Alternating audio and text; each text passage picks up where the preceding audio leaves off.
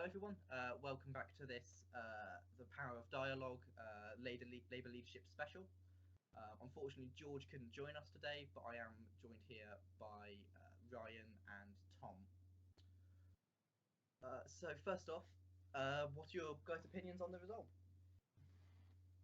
It's not a bit. It doesn't come as a huge shock that the front runner from the beginning, Sir Keir Starmer, has been elected. My brief. Yeah, I think I agree. Yeah, no big surprises. I think I was surprised at the size of the majority, both for Keir Starmer and for Angela Rayner. I think it's good that they'll have a sizable majority going forward, gives them a little bit more legitimacy, which I think, the more the better. So I think generally it's probably been a pretty good outcome for Labour this. Yeah. What did Corbyn win by last time? I think it was. I think he got less votes. I'm not sure what the percentage difference was, but he received less overall votes. Okay. But it's going to be interesting to see whether this is, because it's an interesting move by Labour now. Of course, they're moving a bit back over to the more centrist side of things. So trying to regain some of those places that were lost in the 2019 election. Yeah, I think it will be interesting to see where he goes from now, because he obviously quite consciously appealed to the kind of Corbyn side of the party during the election, but also tried to stress his more centrist credentials. So I'll be interested to see whether he does try to strike a balance between the Corbyn sort of side of the party and also the more centrist side, or whether he does move more completely towards the centre. Yeah. The trustee Laura Kunsberg is saying that tomorrow we should start seeing his shadow cabinet starting to come together. That'll be interesting. Proper, the most actual power. It very much shows whether it is a broad church who's going to get, because it seems like he's offered a job to the other two candidates who didn't become Labour leader. But there's even murmurings that Jeremy Corbyn might end up on the Labour front, which would be. I don't think Corbyn's going to go without a fight, certainly. Considering Theresa May has returned to the backbenches, asked about one question in Parliament, and other than that, enjoyed spending her time with her husband, going on walks and running through fields of wheat, Corbyn has got a very different approach. Yeah, I mean, it's going to be certainly interesting. It seems, of course, David Cameron disappeared quite quickly as well from the scene. Yeah. Maybe for other reasons as well on there. To write a book, mostly. It's behind me somewhere. Yeah, it's done it. I think it's going to be interesting to see the kind of new evolution of Labour across these next while. I think it's going to be interesting watching Starmer go up against Johnson. Johnson is undoubtedly an incredible public speaker. He's very good at that side of things. Of course, Starmer has background as a defence attorney. Yeah. So it's going to be very. I think that will be interesting to see. More prepared for these as well. But because I was doing some research into these guys kind of before the results came out, and Starmer's background is quite something. CPS, Director of Public Prosecutions, postgrad from Oxford University, and yet only has held one political role so far. He does seem like a really qualified, super impressive guy, and I think the intellect will be sort of nice to see. But then I think it will be interesting to see how that pairs with the completely different approach which Boris Johnson takes, which is less on the detail and the intellect, and more on the sort of rhetoric and the skill of his communication. So I don't find Keir Starmer particularly engaging as a speaker or particularly charismatic, but I think his knowledge and his sort of emphasis on the detail is impressive, and obviously he's got a really sort of strong base from his career which he's got behind him. So I think when we do get back into the Commons and have a little bit more of the traditional way of politics again, I think that'll be interesting to see how it plays out. But then also interesting to see how it plays out when we haven't got those structures in place and things are done a little bit more electronically for a while. Yeah, certainly. Um, I do think it's going to be interesting to see how this plays out because one of the reasons Labour struggled so much in the 2019 election is due to their stance on Brexit. You know, that was probably their biggest mistake, but that was actually one of Starmer's.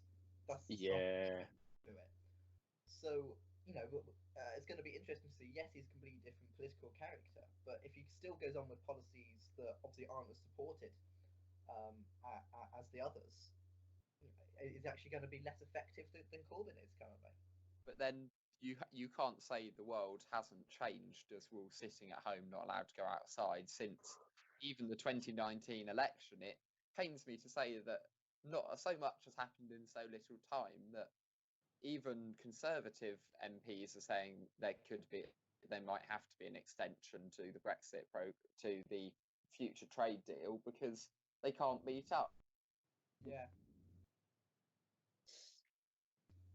It's going to be But then that wouldn't require the Labour leader to campaign for it. It might just naturally happen.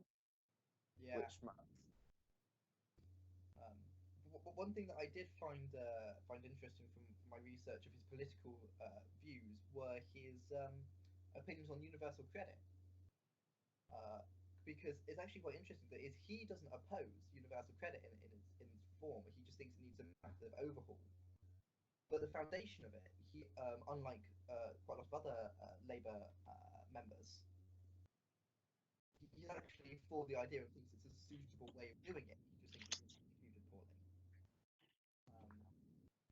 Which is interesting, and it's going to be interesting because I know there's something else he wants, which is I think he quoted it as national well-being indicators. yeah, right. It'd be interesting to see if those two would actually interplay in his policies. You know, so yeah.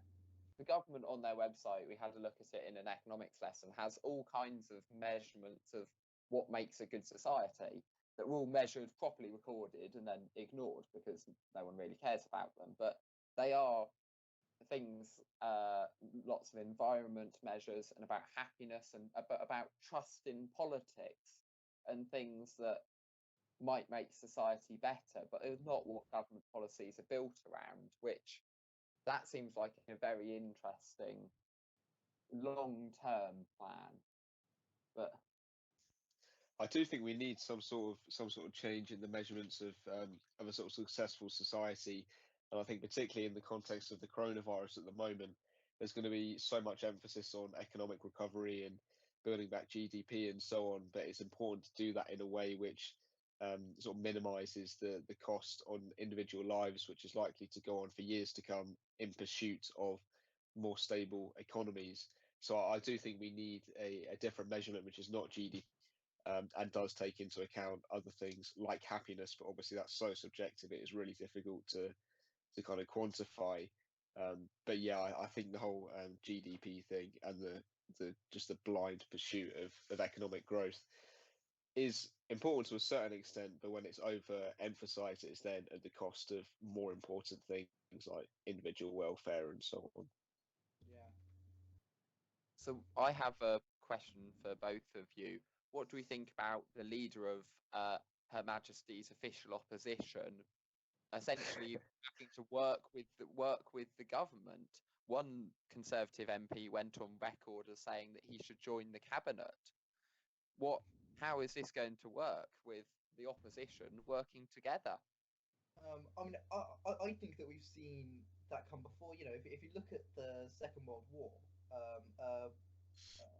multi-party government was formed during that crisis time.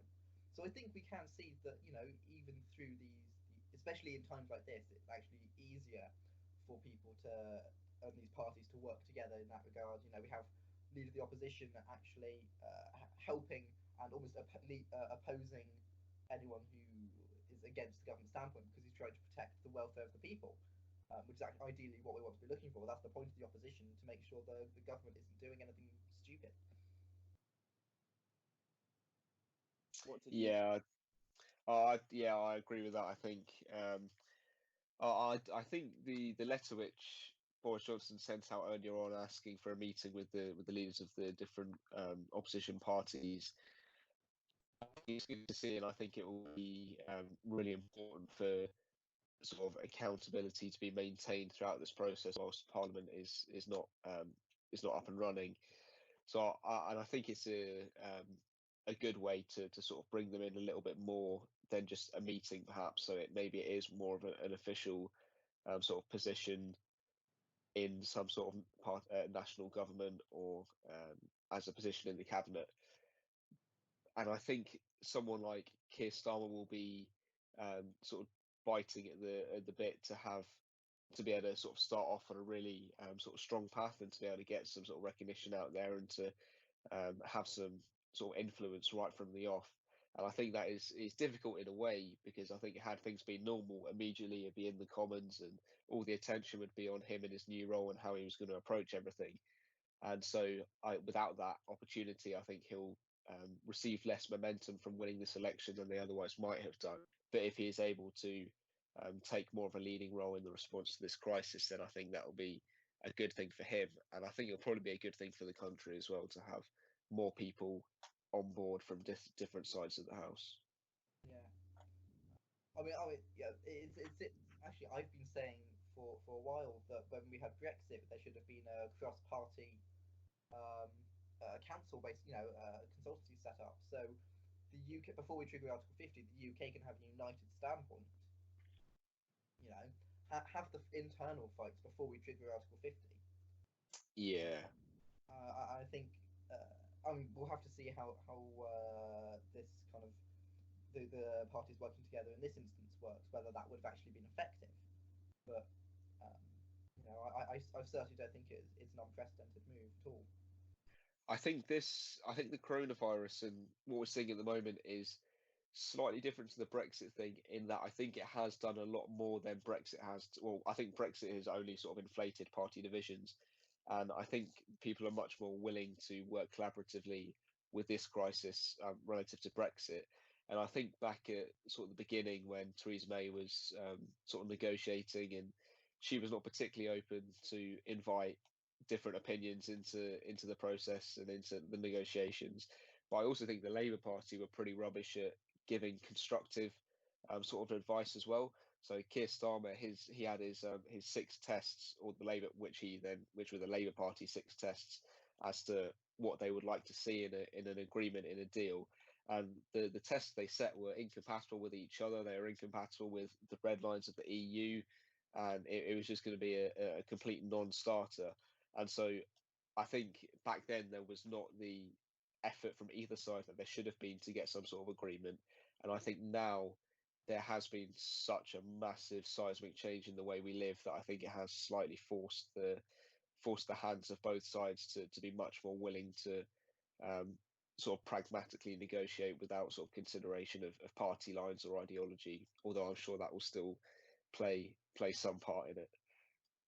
Some Labour yeah, I would agree with everything you both said. Some Labour MPs said they definitely wanted their leader to work with the Conservatives, but not form any government of national unity like during the war, because like David Cameron's coalition, the risk is everything bad that happens get blamed on the smaller party, is what they felt.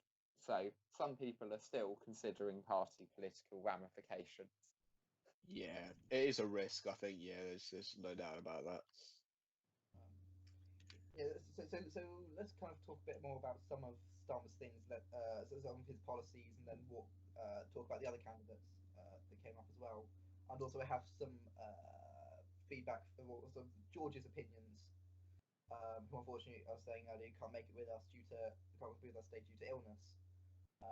But he definitely wanted to have his say on what he thought, him being our resident Labour Party member. Yeah. But there was one policy that I wanted to bring up because I think it's an interesting one from Keir Starmer, which is he wants House of Commons to approve all military action. I think that's a disaster. Yeah, and that's what I was thinking. If we look at some of these if you want to deploy the military in any regard, which is what he's saying. If there's a disaster or something like that, we might not have the time to be able to go through the Commons. It takes time, and there's all this extra red tape you have to go through. But the US has a approach, as far as I'm aware, that the Congress must vote to continue military action beyond 30 or 45 days. I can't remember the specifics. So when action is needed immediately, I don't think it's going to be possible for the House of Parliament to discuss and debate it when it should be the government's prerogative to go ahead. But continuing, if you look at the American system, though, in that, the president is referred to, and it's in the Constitution, that he is commander-in-chief. We don't have the same president here. We are Her Majesty's government. It's Her Majesty's Army, Her Majesty's Air Force. Everything's built off that. She's the commander-in-chief in that regard. So I think it's going to be.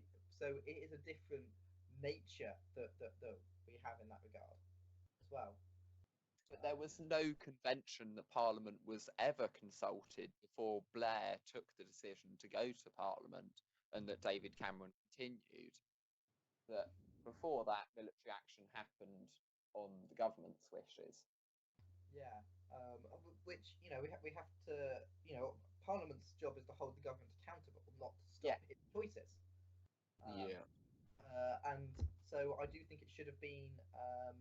I personally don't think it's a good move by Starmer to have that as his policy. I don't think it's the way down people should be going if all military action. I mean, this was the impression that I got from reading up on what he'd said, was that all military action has to have the support of the Commons. I think it's really important to have the ability to be able to react quickly, and I think our system, we elect a government and they do what they can do within the bounds of the law and with the approval of the Commons, but there are certain things of which they have sort of authority over, intervention militarily being one of them.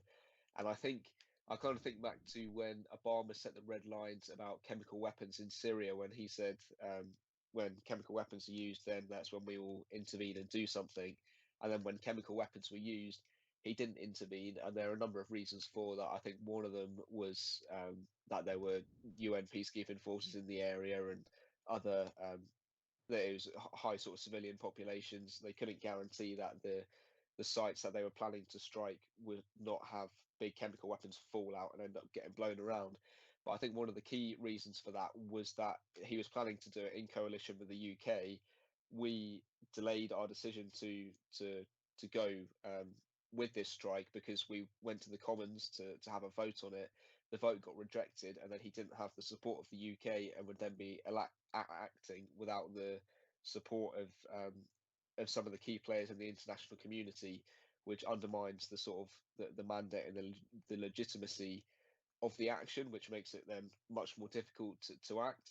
And so I think even though it seems in many ways, or people are telling the story that we're sort of withdrawing from our sort of role on the international stage, I think we are still influential, even if it is in small actions like this, and it can have kind of major consequences if we're being held back and our ability to support other action which is taking place around the globe is prevented because we have to keep going back to the Commons every time. But I think, like Ryan said, having some sort of system whereby immediate action is allowed, but then the Parliament should vote on it as to whether it should continue or how long it should go on for. But putting some more thought to it, that mechanism kind of exists because Her Majesty's opposition can table a motion of no confidence in the government that by convention will be debated immediately. So they always have the nuclear option of bringing down the government if a majority of MPs want to stop the action immediately. But it is the nuclear option. It's not I think that option exists, but I think the only problem is sometimes if there is a call for some sort of military intervention, either on a weekend or concerning something which is highly confidential, and then obviously Parliament doesn't know about it in time. But I guess, there is that option if it's for more like widespread, like an invasion, not for secretive military strikes. Okay, yeah. That kind of thing is where they could consider using that if they wanted to. So should we have George's input here as we're discussing? Yes, I'll just get it up. I have it ready, I think. Yeah, so I'll just read out what he said, and we can go from there. I think it's the expected result, and the election of Keir Starmer through a majority in the first round gives him a strong mandate to move Labour back to values of social democracy and justice, in order to propose sensible, pragmatic policies to the British people and to take on the Conservative government, holding them to account for their years of austerity and their mishandling of the current COVID-19 crisis. I also believe that with this Labour leadership pairing, the Labour Party leadership pairing, the Labour Party will stamp out any anti-Semitic behaviour that may still linger within the party, and continue to reject racism in any form, allowing Labour to expand, and will be a welcoming environment for all. He did have a little bit about the deputy nomination, but that was what he was saying about Starmer. Okay, yeah. So should we talk about the road ahead for Labour, because the next election is scheduled to be in 2024, and Labour will have been out of power for 14 years. I think we're going to have to see how Starmer ends up handling this. Mind you, though, with previous election track records recently, I'm not sure it's going to be the full 5 years. Well, Boris has, I think, as he described it, a thumping majority.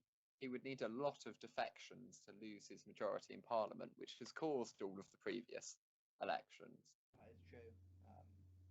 But then, I think we're going to have to see what's going to happen in that regard. We can't predict. It's going to be interesting to see the reception to the handling of coronavirus once it's in the mirror. I do think it's interesting that just going back to what George was saying with the mishandling of the COVID-19 crisis.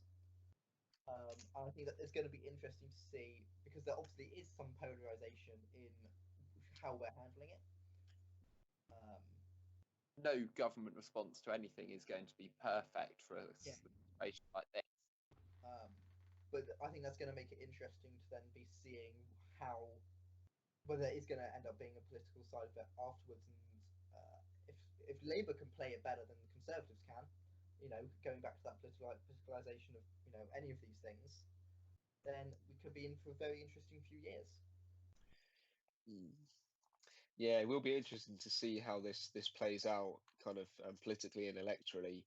I think when it first started to become a major issue and we started to have the daily briefings and so on, I think there seemed to be a lot of support for what the government was doing. I think in some ways it was quite hard to criticise. I think in particular when the Chancellor came out and gave his sort of first package of support, that everyone was sort of saying how he should be the Prime Minister, and all this kind of craze around Rishi Sunak and how he was dealing with things, particularly in the context of being in the role for such a short amount of time. But I think as time has gone on, there have been more and more issues which have come up, whether it being the personal protective equipment or the testing. And I think there will be, as time goes on and this becomes an increasingly complex issue, and as the economic consequences start to be seen a little bit more visibly as time goes on, I think that will then open up the sort of the amount of criticism which can rightly and fairly be made, which could then have a slightly divisive effect, and maybe make it seem more partisan and political. I have to slightly disagree with you there, Tom, that some of the earliest part of what the government was doing, like that spending lots of money, wasn't the best thought out. Lots of banks were asking directors of companies to sign personal guarantees for debts of their company, and that they had to try and get commercial loans first, which meant the money wasn't getting to it needed to be. They've now come and fixed them, but I think lots of people are saying a public inquiry of some sort is inevitable, and this will all be thoroughly scrutinised to save lives in the future, which is right, but that will benefit. Same with any economic situation. I believe there was a review following the 2010 financial crash. Process. I think there was some. It might not be as in depth, but I'm pretty sure there was some review. There was definitely something. Yeah. I think any time we have a large fall in the economy, there has to be an analysis going. Is there a way that we can then protect this in the future from happening? Also, the measures they took, not just economically but socially, in terms of the fact that they first went advice on the Friday before a lovely, beautiful weekend when everyone went out and enjoyed themselves, which defeated the point of the advice. And then on the Monday, they decided they were going to start ordering people and being a lot stricter on there. Yeah. Also, just quickly, I mean, this isn't about the leadership election, but I did want to just talk about something that Tom said in the middle of his thing about the personal protection equipment. And not necessarily that there isn't a lack, because I think it is evident that there is.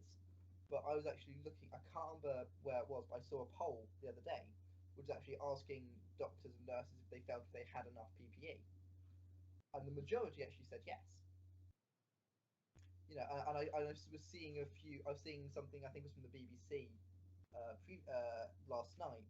They were going into hospitals and looking at how they're handling everything, and looking at it. And all the staff there, or at least most of the staff there, felt comfortable with the level of equipment they're beginning. So it is definitely an issue, and there should be a lot being. Maybe there should obviously be more being done, but I don't think it's as much of an issue as the media are necessarily making it out to be, and then the Labour and people like that are making it out to be. From my understanding, it seemed to be a choice they'd made with how it was distributed, that it was paramedics who were responding to non-confirmed cases weren't being allowed or given enough personal protective equipment, but people dealing with confirmed cases had the protective. Yeah, but I'm referring to just kind of across the whole hospital Yeah. as well. So if there's a hospital with a suspected case, that everyone's still on the has adequate personal protection equipment. I think it's interesting. I think what we should be really looking at actually is we should be worrying more about those in retail. Actually, is what I'm thinking, because I do think there's a massive big risk being posed. I know two people who yesterday quit their jobs from two large supermarkets because they did not feel that they were being given necessary equipment. I think that's definitely a fair point. I think just the wider sort of the people who are still able to work but can't work from home and are still going to work, but who might not be like the key workers, like things like your builders on your building sites where the 2 meter thing is just completely unrealistic. There does seem to be a major inconsistency there about why that is allowed, but everywhere else there are so many quite strict measures. Yeah, like everyone's being put under the key worker terminology, but it seems like they're saying some workers are more key workers than other key workers. Yeah, exactly. That's the issue. We should be giving these people adequate equipment to be able to do it. Some supermarkets have put up perspex glass, to protect cashiers. Others are leaving them completely open, with no gloves or anything, and just a bit of hand sanitizer to the left of them. I think that's one of the big issues as well. No matter, and that's not including the abuse that many of these people are receiving. But anyway, we've gone off topic from Labour there a bit.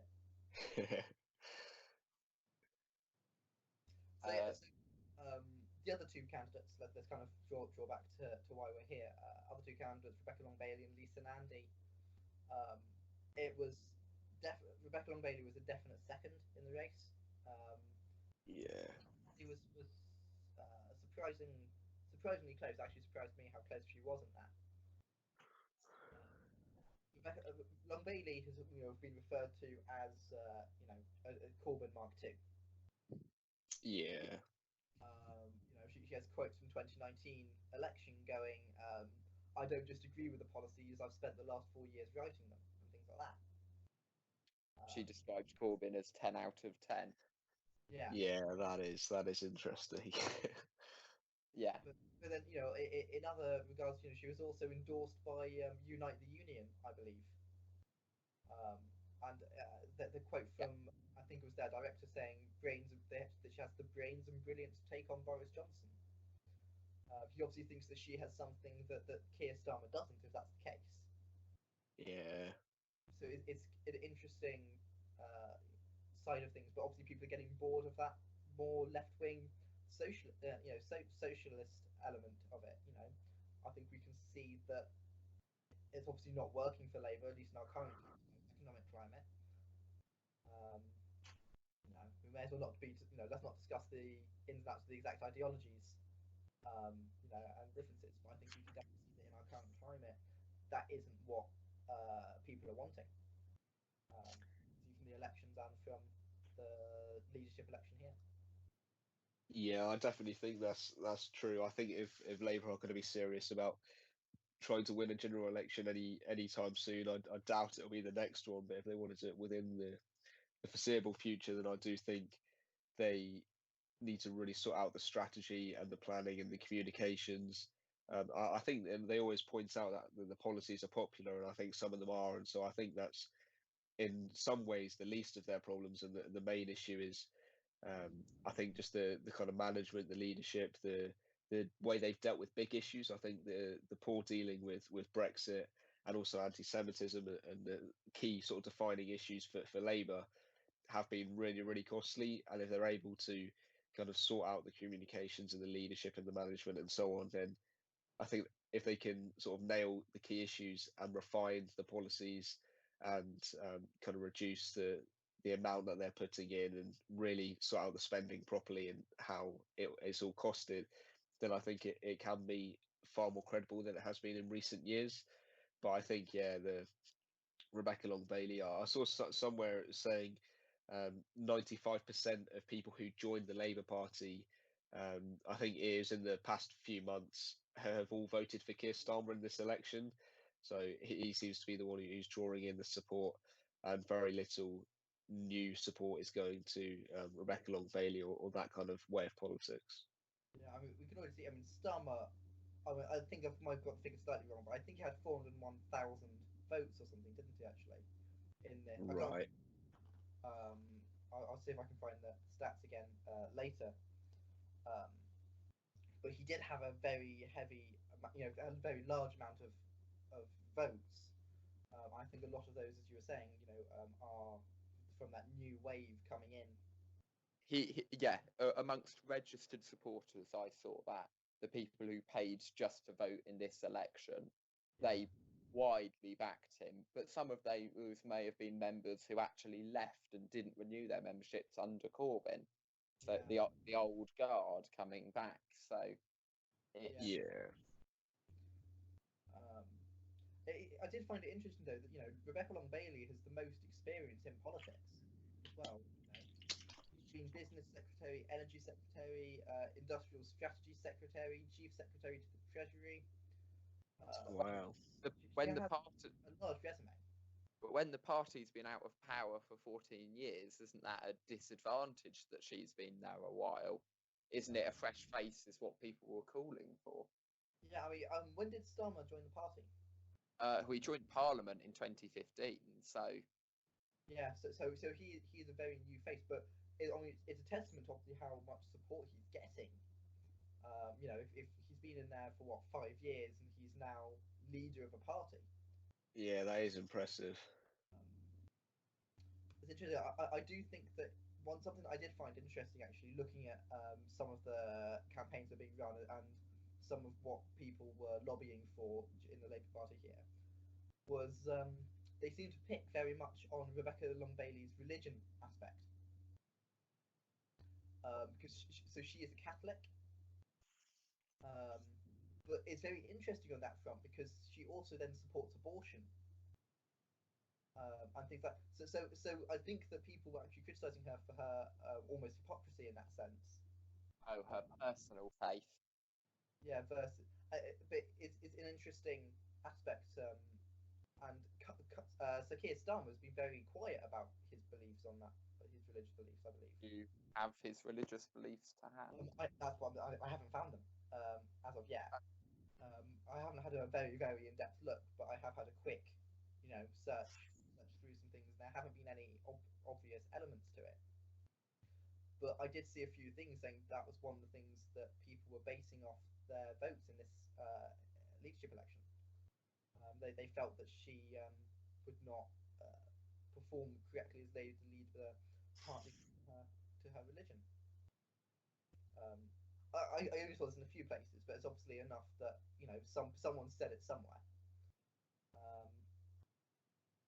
at least once. Very bizarre. Yeah, I didn't see too much.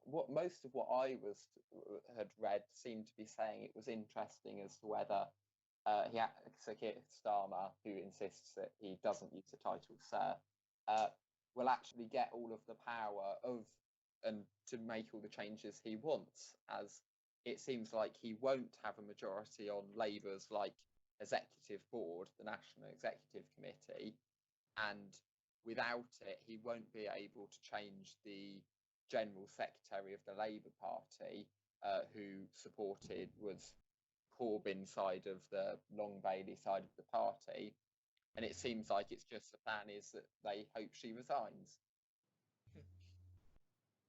But with how the Labour Party is structured, it seems like there's no way he can force her to go.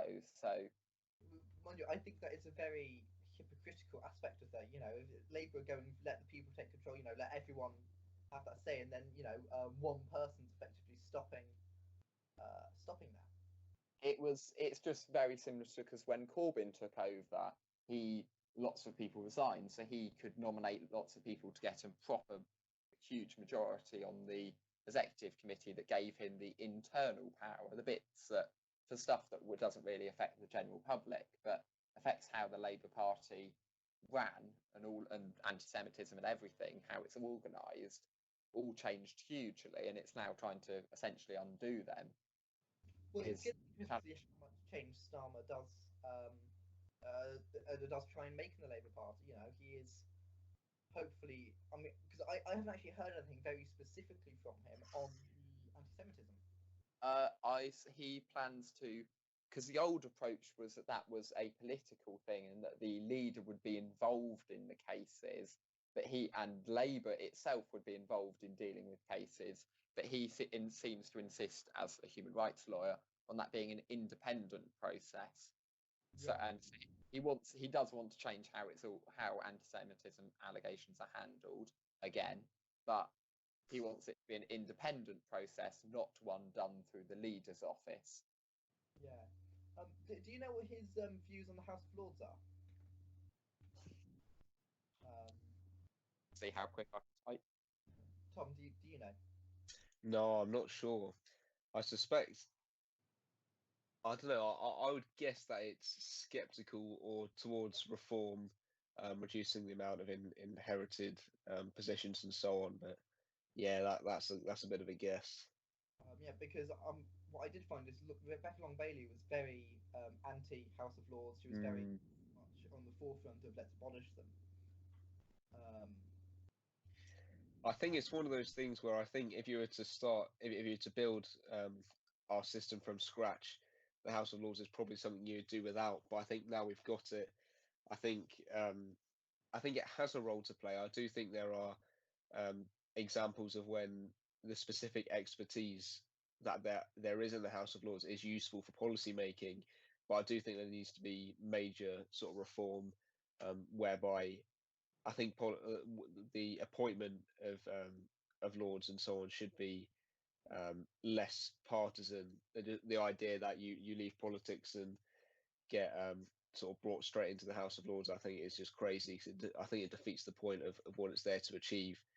So I think it does need reform, but I think getting rid of it is probably more of a hassle than it's worth, although it is immensely expensive to run, I think. I think if reform were to come, I would probably put it in the more of a American Supreme Court style. Right. So parties can nominate people, Okay. but you don't actually have they don't necessarily have political views or anything like that. It's an independent organisation in that side, but parties can nominate some people to represent, to have different elements and to bring different discussion sides into it. I think something like that Okay. would be more effective because Commons is the elected house. I think it would make more sense to then have a nominated house, which of course originally was the Queen nominating people in that regard. If you think about it. Yes. Sorry to interject here, as I've found his voting record. The problem on these issues is, as a new MP, no one's been talking about the House of Lords anytime since 2015. So unless he goes and tells people what his view is, we will never know, as he's never voted on anything to do with hereditary peers, having a wholly elected house or anything like that.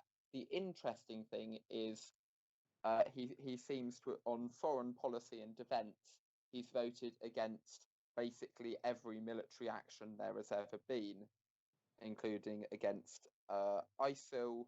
I can't see what these ones are. Investigations into the Iraq War.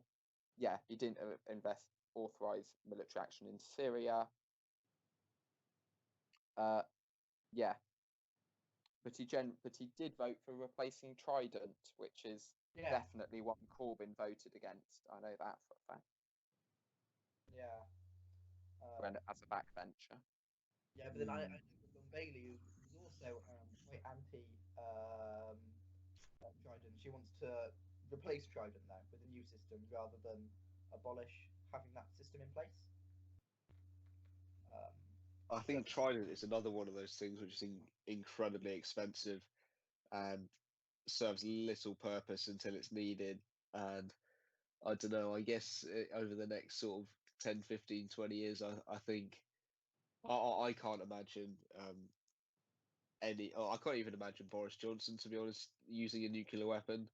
I think it's just not a smart thing to use because you can make the damage you need to make using something which is much more specific and targeted and accurate without all the civilian casualties. But at the same time, I don't know whether I would be brave enough to say let's get rid of it. Yeah, I think it's almost a shame that we do have to have it. If we got rid of it, whether we get rid of it or not, the day we would ever want to use it will be a bad day for the country, and the world. But if necessary, I just can't foresee the situation where it would be necessary, because I think even if there was the most crazy terrorist attack or anything like that, or some sort of invasion, I just can't see how a nuclear weapon is the best sort of strategic military option to use. I agree. The world we're moving into with more terrorist and non-state actors defeats the point of, if they don't fly a flag and have a country on a map, what can you do with a nuclear weapon against them? Yeah, I think even with countries, to be honest, unless the country is completely if everyone in the country is of one army, one nation, one persuasion, and that you want to get rid of that whole country, then maybe a nuclear weapon is the tool to use. But I think morally that is quite dubious. Yeah. Do we want to discuss deputy leaders? I don't know anything about any of them. I'm not as well versed in the deputy leaders. We can go to, however, what George was saying about them and his opinion. That would be the election of Angela Rayner, the deputy leader, was closer, but still an expected outcome. Her drive for a more equal society is refreshing, and her clear passion for helping those who this Conservative government has failed is clear. I think she is a fantastic choice, and that alongside Keir, she can bring about change that the country so desperately needs. Please excuse any political bias.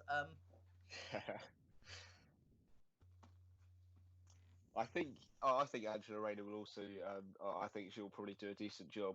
I was really surprised by how well Richard Bergen had done.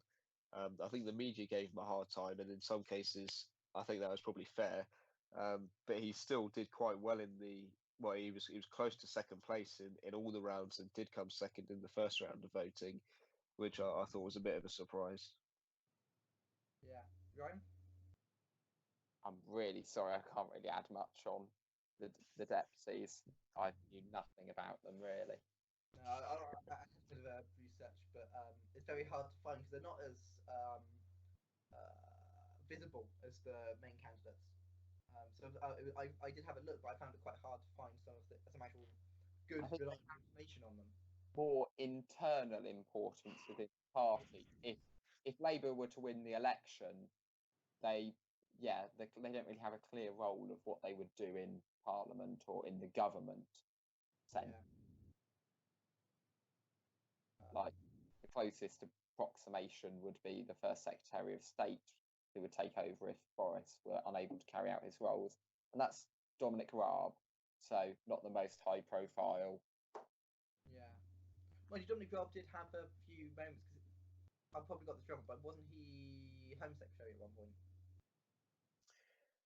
He's Foreign Secretary. I don't know if he's been. He was Brexit Secretary for a bit near the beginning. I after don't David remember Davis, him I being think. home.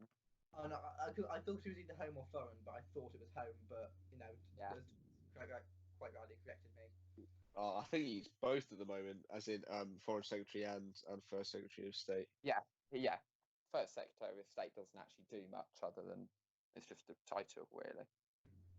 Yeah. So do you think this will, this result will change much in the Commons as currently? Do you think it's going to be interesting? Do you have high expectations for his first Prime Minister's questions as leader of the opposition? What happens before Prime Minister's questions, I think, will be a lot more important than in many, many, many, many weeks, dare I say months, when there is a Prime Minister's questions. It will be too late to show off what he is. I think he'll have to show off working with the government that his attention to detail in terms of scrutinising any new guidelines or announcements the government makes. But in reality, he'll have the time to work behind the scenes to work on improving Labour as a party to make them more electable. Yeah, I think it'll be quite a different kind of dynamic. I think since the election and since Corbyn said he was going to resign, I think the point of the Labour Party was borderline, just negligible. It just wasn't really doing anything. But I think now there is a good opportunity to sort of sort of state your position. And I think if he does get a more influential position in terms of the coronavirus response and is more engaged with Number 10 and the actions they're taking, I think that's a good opportunity. I think it'll be really important to start getting the strategy and the sort of the more long-term planning going straight away. So I think it's going to be a long way back. I don't think they can do it in the next election, and maybe even the election after that could be a bit of a push. It took the Conservatives years after 1997, so yeah, I think it's going to be a long haul. But I think if things are well done and well strategized, then that's only going to sort of help the situation for Labour. But dare I say, this might be because I've just read his book, but David Cameron, when he took over, it only took him, he got a coalition government at the next election and a full government the year after the election. So I think the next one, who knows, but within 2 elections he should. I think for David Cameron, the Conservatives were taking seats off Tony Blair and Gordon Brown for all the elections sort of running up to that. So it was kind of a long journey, and then he sort of picked it up towards the end as they were getting closer again. I think to add as a small note towards the end is that, but this means that Labour will go many, many more years without yet having a proper permanent female leader of the Labour Party. The Conservatives have given us 2 female prime ministers. Labour can't even elect a female leader.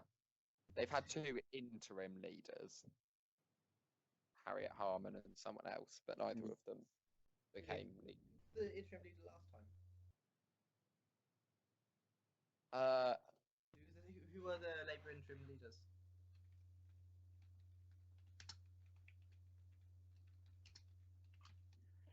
So excuse our frantic googling.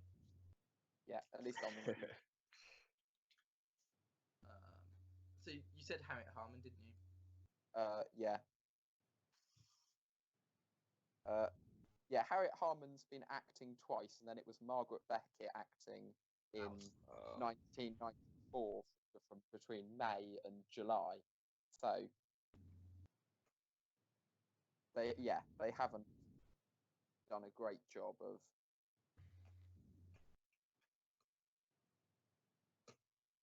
Yeah, I think it's interesting. As far as Labour is, it tends to be held up more as the equality party. That's probably not the right way to phrase it. The Social justice is what Keir Starmer has campaigned on. It does seem to be ironic that then the party that's held in the opposite regard, the Conservative Party, is the one who has had the most female leaders. I mean nothing deeply of it. It's just an interesting observation that but yeah. I think it's going to be interesting next few months coming up. We're going to have to be, watching what's happening with all of this. And make sure everyone who's watching us at home, you turn your TVs on at 8 o'clock tomorrow and watch the Queen and see what she has to say. Yeah, it's going to be a very interesting speech. That did you say on stream earlier that's the fourth one she's done in her entire reign? The last one was for the first Gulf War, and the first two were deaths in the royal family. Wow. So this is, yes, quite important, quite major. Yeah, I mean, it's interesting to me that she there haven't been any since the World Wars. There weren't any even at the World Wars, really. Those were only ones in her reign. Were they not in the World War? I don't know the ins and outs. I think there was one after the. But then the royal family are by descent German, so I can see why the government of the day might want to hide them away during that World War. Their name is their proper surname, hasn't always been Windsor. Yeah. So shall we? If we kind of call it there for Labour leadership, I think otherwise we're just going to be going around in circles, and no one wants to hear that. This is a break from our usual schedule, so we're going to be having another one on Tuesday. Hopefully, seeing how many people are around for that. Hopefully, let's hope George is maybe feeling a bit better for that one. And let's hope the stream doesn't cut off again, so you are actually listening to this at home. Yes. I really hope that that's the case. I totally don't have it monitored up currently, making sure it doesn't crash. But I think that we haven't quite decided what we're talking about next time yet. What the Queen says. All right. Will hopefully be very interesting. So thank you for everyone for watching and or listening. And we will see you on Tuesday. Stay safe, stay inside. You finished it yet?